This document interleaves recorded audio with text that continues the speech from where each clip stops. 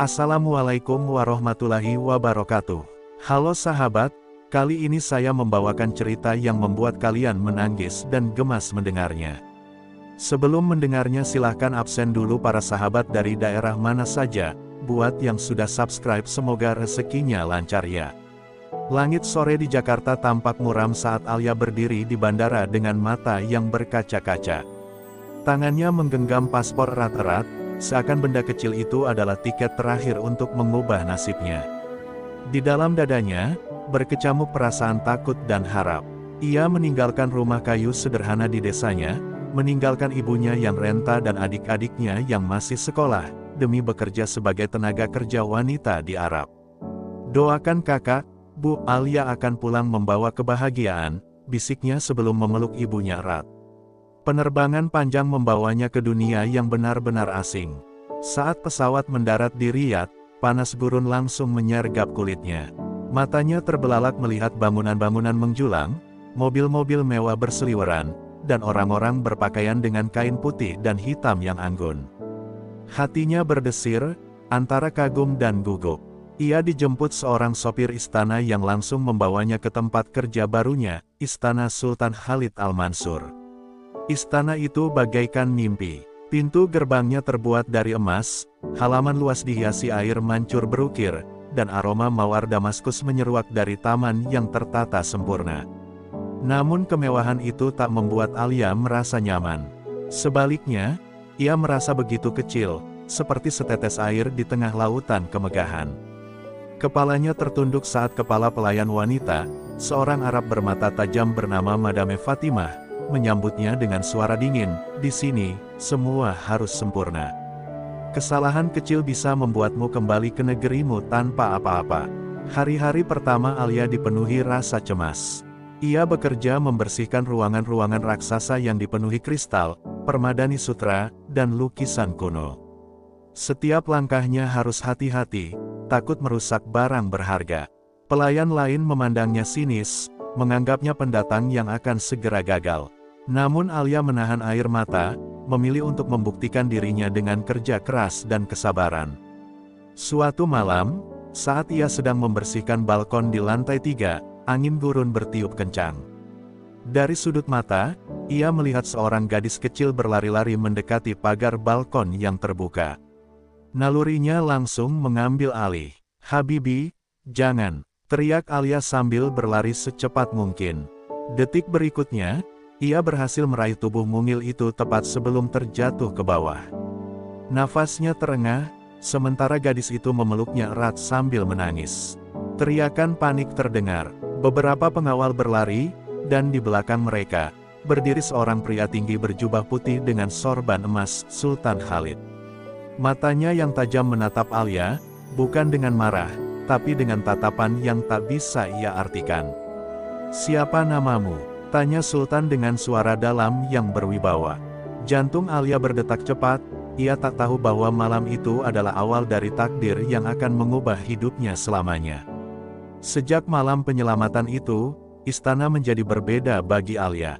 Di setiap langkahnya, ia merasakan tatapan-tatapan aneh dari para pelayan lain, antara iri, kagum, dan ingin tahu. Kabar bahwa ia telah menyelamatkan putri bungsu Sultan, Putri Laila, menyebar cepat, bahkan hingga ke telinga para istri bangsawan. Namun bagi Alia, kejadian itu hanyalah naluri kemanusiaan, bukan sesuatu yang patut dibanggakan. Ia tidak pernah membayangkan bahwa perbuatannya itu akan menarik perhatian sang sultan secara pribadi. Pagi berikutnya, ketika Alia sedang merapikan vas bunga di aula utama, langkah kaki berat terdengar dari arah pintu besar. Sultan Khalid memasuki ruangan dengan rombongan pengawalnya. Semua pelayan menunduk dalam-dalam, namun suara berat Sultan memecah keheningan. "Kalian, keluar semua, kecuali dia." Jantung Alia berdegup tak beraturan ketika menyadari yang dimaksud adalah dirinya. Semua pelayan lain saling pandang sebelum meninggalkan aula, menyisakan mereka berdua dalam keheningan yang mencekam. Sultan Khalid mendekat perlahan. Aura wibawanya begitu kuat, membuat Alia hampir tak sanggup mengangkat kepala. "Aku berhutang nyawa padamu," ucap Sultan, suaranya lembut namun penuh kuasa. Putri Laila adalah cahaya hidupku, dan kau telah menyelamatkannya. Alia hanya menunduk, tak tahu harus menjawab apa. Namun ia merasakan sesuatu di tatapan Sultan, bukan sekadar rasa terima kasih, tapi juga ketertarikan yang tak terucapkan.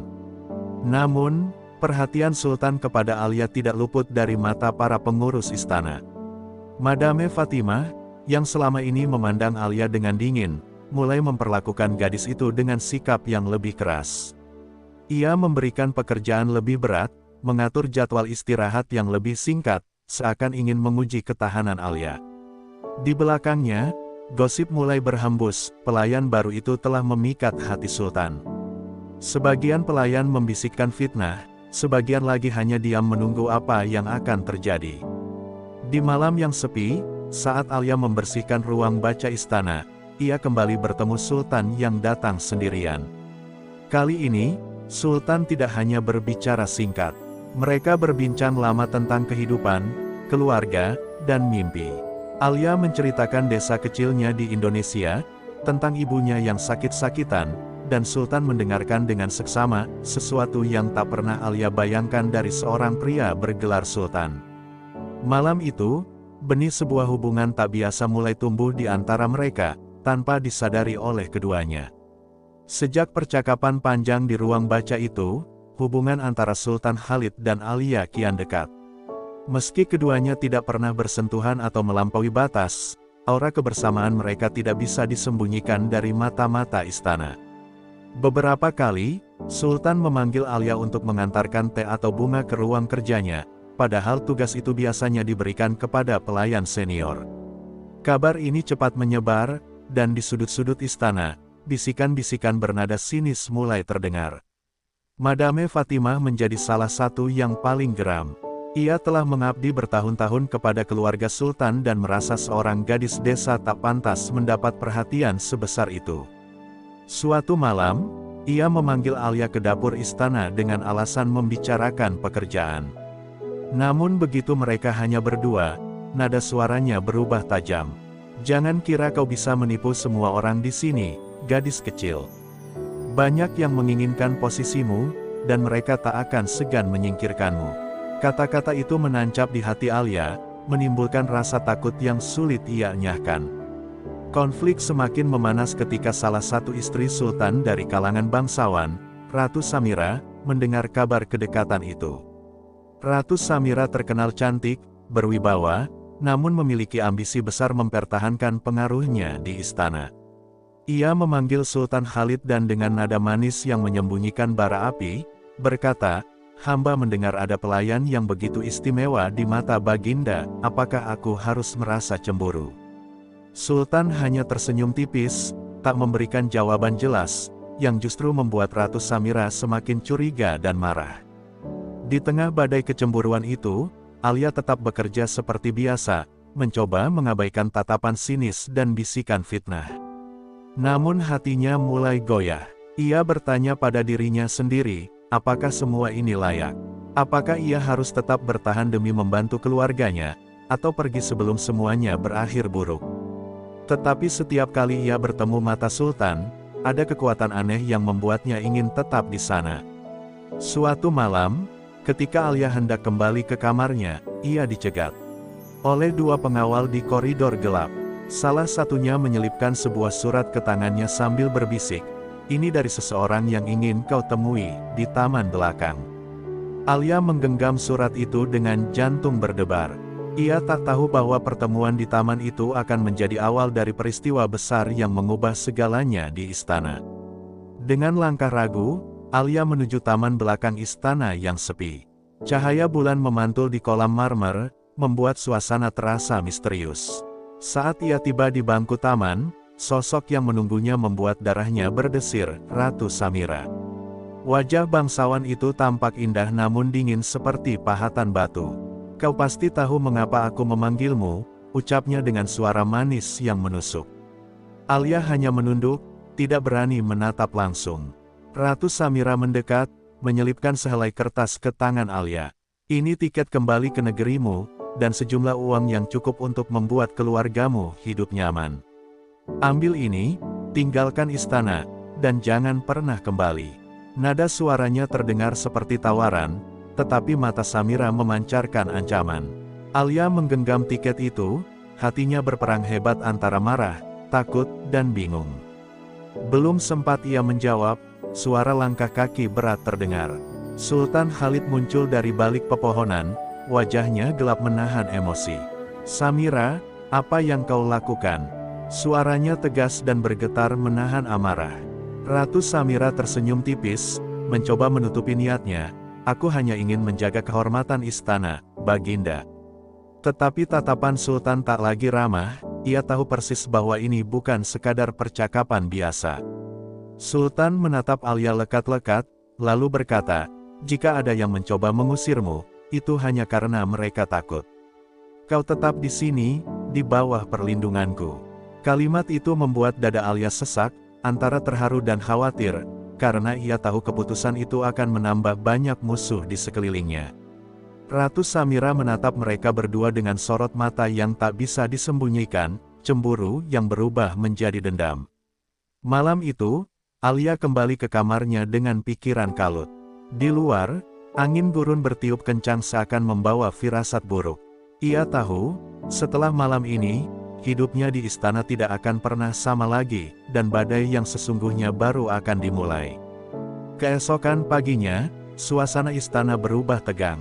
Bisikan-bisikan tentang kejadian di taman semalam menyebar seperti api di padang pasir. Alia berjalan dengan kepala tertunduk, merasakan setiap tatapan tajam yang mengikutinya. Di balik pintu-pintu besar dan lorong marmer, para pelayan dan anggota keluarga bangsawan membicarakan satu hal, apakah Sultan akan benar-benar mempertahankan seorang pelayan biasa di tengah kecaman para istri dan bangsawan. Siang itu, Sultan Khalid memanggil seluruh anggota keluarga dan pejabat istana ke aula utama. Ruangan itu dipenuhi kilau lampu kristal dan aroma dupa mahal, namun udara terasa berat oleh ketegangan. Alia berdiri di sudut, mencoba mengecilkan diri, sementara di hadapannya, Ratu Samira duduk anggun dengan senyum tipis yang penuh sindiran. Sultan berdiri di tengah ruangan, suaranya menggema, "Hari ini, aku akan membuat pengumuman yang akan mengubah masa depan istana ini." Semua mata tertuju padanya. Dengan langkah mantap, Sultan mendekati Alia, lalu menggenggam tangannya di hadapan semua orang. "Alia bukan hanya penyelamat putriku, tapi juga wanita yang telah mengajarkan arti ketulusan di tengah dunia penuh kemunafikan ini. Mulai hari ini, ia bukan lagi pelayan, ia adalah istriku, permaisuri istana ini." Suara terkejut dan desahan kagum memenuhi ruangan, sementara Ratu Samira membeku di kursinya, matanya menyala penuh kemarahan. Alia terdiam, air matanya mengalir tanpa ia sadari. Ia tak pernah membayangkan bahwa perjalanan dari desa kecil di Indonesia akan membawanya ke titik ini, duduk di sisi seorang sultan, bukan karena kekayaan atau status, tapi karena hati yang tulus.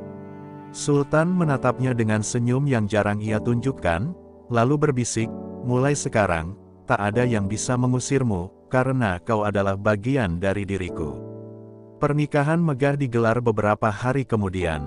Ribuan tamu dari seluruh dunia datang, menyaksikan Alia melangkah anggun dengan gaun putih berkilauan, meninggalkan masa lalunya yang penuh perjuangan. Namun jauh di dalam istana, di balik senyum dan pesta, masih ada bayangan dendam yang mengintai, pertanda bahwa cerita mereka belum benar-benar berakhir. Beberapa bulan setelah pernikahan megah itu, kehidupan Alia sebagai permaisuri berjalan antara mimpi dan kenyataan. Ia tinggal di Istana Emas, duduk di perjamuan megah, dan menghadiri pertemuan diplomatik bersama Sultan Khalid. Namun di balik semua kemewahan, Alia tahu bahwa tak semua orang di sekelilingnya menginginkannya berada di sana. Tatapan dingin Ratu Samira dan bisikan para bangsawan tetap membayanginya di setiap langkah. Suatu malam, Alia berdiri di balkon istana, memandangi hamparan pasir gurun yang berkilau di bawah cahaya bulan. Angin panas membawa aroma bunga mawar dari taman. Sultan Khalid datang menghampiri, lalu berdiri di sampingnya. "Kau masih merasa asing di sini?" tanyanya lembut. Alia tersenyum tipis. "Aku tidak asing, hanya saja, aku tahu badai belum benar-benar berlalu." Sultan menghela napas, menggenggam tangannya erat. Selama aku ada, tak ada yang bisa menyentuhmu. Namun ucapan itu segera diuji. Beberapa hari kemudian, sebuah kabar menggemparkan istana, Putri Laila sakit parah. Dokter istana menyebutkan bahwa penyakit itu muncul akibat makanan yang diduga sengaja diracuni. Kecurigaan langsung mengarah ke Alia, karena ia sempat bersama Putri Laila sebelum makan malam. Isu itu menyebar cepat, dan para bangsawan mulai mendesak Sultan untuk mengasingkan Alia demi menjaga nama baik istana. Di tengah tuduhan yang mencekik, Alia hanya bisa menangis, namun ia menatap Sultan dengan mata penuh keyakinan. "Aku tidak melakukannya, Baginda, demi Allah, aku tidak." Sultan menatapnya lama, dan untuk pertama kalinya, Alia melihat keraguan di mata pria itu. Tapi di saat yang sama, ia juga melihat tekad. "Aku akan buktikan kebenaran ini, walau harus melawan semua orang di istana," ucapnya tegas. Malam itu, Sultan Khalid memerintahkan penyelidikan besar-besaran. Alia kembali ke balkon, menatap langit gurun sambil memegang kalung kecil pemberian ibunya. Ia berbisik, "Jika ini adalah ujian, aku akan melewatinya, demi cintaku dan demi semua yang sudah kuperjuangkan." Dan di bawah cahaya bulan yang tenang, Alia berjanji pada dirinya sendiri, tidak akan pernah menyerah, meski badai yang datang lebih besar dari sebelumnya. Penyelidikan dimulai sejak fajar. Sultan Khalid memerintahkan seluruh pintu istana ditutup, tidak ada seorang pun yang diizinkan keluar masuk. Para pengawal menyisir setiap sudut dapur, memeriksa makanan, dan menginterogasi para koki. Alia hanya bisa menonton dari kejauhan, jantungnya berdegup kencang setiap kali tatapan curiga para pelayan mengarah padanya. Ia tahu, jika bukti sekecil apapun mengarah kepadanya, hidupnya di istana akan berakhir. Sementara itu, Ratu Samira memanfaatkan keadaan. Di ruang pertemuan keluarga bangsawan, ia dengan penuh drama berkata, "Kita semua tahu siapa yang paling dekat dengan Putri Laila sebelum makan malam itu. Bukankah itu cukup jelas?" Beberapa bangsawan mengangguk setuju, sebagian lagi terdiam. Kata-kata Samira bagai racun kedua yang mengalir cepat di seluruh istana. Namun Sultan tidak tinggal diam. Ia memanggil kepala keamanan istana, memerintahkan agar seluruh rekaman pengawas diperiksa. Jam demi jam berlalu, hingga akhirnya, seorang pengawal membawa kabar yang menggetarkan. Terlihat sosok berjubah hitam memasuki dapur beberapa jam sebelum makan malam, menyentuh piring yang akan disajikan untuk Putri Laila. Sosok itu bergerak cepat, namun wajahnya sempat terekam jelas. Ketika wajah itu ditunjukkan di aula utama, seluruh istana terkejut. Pelakunya bukan Alia, melainkan salah satu pelayan pribadi Ratu Samira. Suasana seketika menjadi ricuh. Sultan Khalid menatap Samira dengan tatapan tajam, sementara bangsawan yang tadinya mendukungnya mulai berbisik-bisik, merasa tertipu. Samira mencoba membela diri, namun bukti terlalu jelas untuk dibantah. Di hadapan semua orang, Sultan mendekati Alia, lalu berkata lantang, "Kebenaran selalu menang. Dan hari ini, kau terbebas dari semua tuduhan."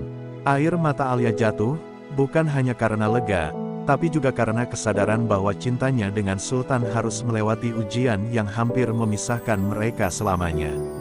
Namun di balik pembebasan ini, Alia tahu, dendam Ratu Samira belum berakhir, dan pertarungan yang sesungguhnya mungkin baru saja dimulai. Malam itu, istana kembali tenang di luar, tetapi di dalam hati Alia, bara amarah masih menyala. Ia tahu, meski pelayan pribadi Ratu Samira sudah terbukti bersalah, sang ratu sendiri pasti berada di balik semua ini. Alia tak ingin terus bersembunyi di balik perlindungan Sultan. Kali ini, ia memutuskan menghadapi Samira secara langsung, meski itu berarti mempertaruhkan keselamatannya. Alia menunggu waktu yang tepat. Kesempatan datang saat Ratu Samira sedang duduk di ruang pribadinya, menatap cermin besar bertatahkan permata. Pintu terbuka pelan, dan Alia melangkah masuk tanpa diundang.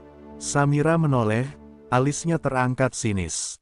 "Kau berani datang ke sini sendirian? Tak takut aku mengirimmu kembali ke gurun tanpa nama?" Suaranya terdengar seperti racun manis yang menyelinap di telinga.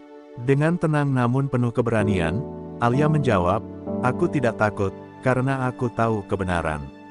Kau mungkin memiliki gelar dan kekuasaan, tapi aku punya hati yang tidak bisa kau beli. Dan itulah yang membuat Sultan memilihku, bukan kau." Kata-kata itu membuat senyum tipis Samira memudar, berganti tatapan tajam penuh kebencian. "Kau pikir ini sudah berakhir? Kau baru saja membuka perang yang tak akan pernah kau menangkan," balasnya dengan nada dingin. Ketegangan semakin memuncak ketika Sultan Khalid muncul di ambang pintu. Ia rupanya telah mendengar seluruh percakapan. "Samira, aku sudah memberimu kehormatan sebagai bagian dari keluargaku, tapi kau membalasnya dengan pengkhianatan. Mulai malam ini, kau dicabut dari semua hak istana dan akan diasingkan." Suara Sultan bergema tegas, membuat Samira terdiam dengan wajah pucat. Saat Samira dibawa keluar oleh para pengawal, Alia berdiri membisu. Hatinya campur aduk antara lega dan takut, karena ia tahu musuh seperti Samira tidak akan diam meski berada jauh dari istana. Sultan mendekatinya, menggenggam tangannya, dan berbisik, "Kita mungkin telah memenangkan pertempuran ini, Alia, tapi peperangan yang sesungguhnya di dunia ini belum pernah berakhir." Alia menatapnya, sadar bahwa cintanya di tanah gurun ini akan selalu berjalan di tepi badai. Sejak pengasingan Ratu Samira, istana kembali terasa damai, meski bayangan masa lalu masih mengintai. Alia kini berjalan di lorong-lorong marmer bukan sebagai pelayan, melainkan sebagai permaisuri yang dihormati. Namun ia tak pernah melupakan dari mana ia berasal. Setiap minggu, ia mengirim bantuan ke kampung halamannya, membangun sekolah, dan memberikan beasiswa untuk anak-anak di desa. Sultan Khalid selalu bangga melihat Alia yang tidak larut dalam kemewahan. "Kau adalah mutiara yang ditemukan di pasir," katanya suatu malam sambil menatap langit gurun. Alia hanya tersenyum, menyadari bahwa kekayaan sejati bukanlah emas atau istana, melainkan hati yang tulus dan keberanian untuk bertahan di tengah badai. Waktu berlalu, Putri Laila tumbuh sehat dan selalu dekat dengan Alia, menganggapnya seperti ibu kandung sendiri. Istana yang dulu penuh intrik kini menjadi rumah yang hangat. Para pelayan yang dulu memandang rendah Alia mulai menghormatinya, bahkan menjadikannya teladan. Meski demikian, Alia tahu bahwa kehidupan di istana tidak pernah benar-benar bebas dari tantangan. Ia dan Sultan Khalid bersumpah untuk selalu saling melindungi, apapun rintangan yang datang. Cinta mereka telah ditempa oleh ujian, dan setiap luka yang mereka alami hanya membuat ikatan itu semakin kuat. Dan di suatu malam yang sunyi, di bawah langit bertabur bintang, Alia berdoa dengan mata terpejam, "Ya Allah, terima kasih atas perjalanan ini. Dari seorang pelayan sederhana, Engkau angkat aku menjadi permaisuri. Berikan aku kekuatan untuk selalu rendah hati, dan lindungi mereka yang kucintai." Di hatinya, Alia tahu, kisahnya bukan hanya tentang cinta, tapi juga tentang takdir yang dipandu oleh kuasa ilahi. Terima kasih yang sebesar-besarnya kepada semua penonton setia channel ini yang sudah mengikuti kisah Alia dari awal hingga akhir. Semoga cerita ini menginspirasi kita untuk selalu bersabar, bekerja keras, dan percaya bahwa setiap ujian pasti membawa hikmah. Semoga Allah SWT senantiasa melimpahkan kesehatan, rezeki yang halal dan berkah, serta kebahagiaan untuk Anda semua dan keluarga tercinta. Terus dukung channel ini dengan like, komen, dan subscribe, agar kami bisa terus menghadirkan cerita-cerita terbaik untuk Anda. Wassalamualaikum warahmatullahi wabarakatuh.